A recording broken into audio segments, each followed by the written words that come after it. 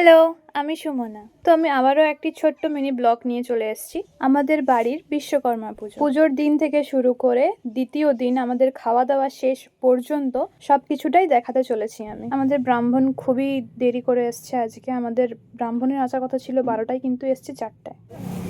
পুরুষ মশাই সবে মাত্র এসেছে, সকাল থেকে না খেয়ে আছে, আর এনার্জি নাই, উঠতে পারছি না আমি। সবাই খুব মনোযোগ সহকারে পুজো দেখছিল বসে বসে। এই যে আমাদের টিয়ারানি ঝগড়া করে শাঁখ নিয়েছে বাজাবে বলে। এরপর ঠাকুরকে কিছু একটা পড়ানো হচ্ছিল, এটার নাম জানি না, যদি কেউ জেনে থাকো তো বলবে প্লিজ।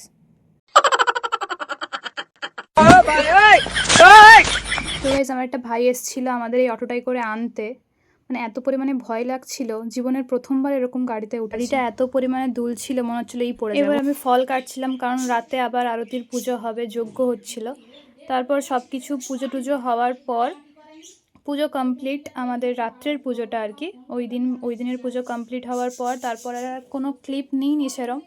তো একদম পরের দিন খাবারের ক্লিপটাই নিয়েছি। আমরা বসে পড়েছি খেতে। এরপর পাতা দেওয়া চলছে। পাতা দেওয়ার পর সব কিছুই আস্তে আস্তে সব কিছুই দিয়ে দেবে খাবার।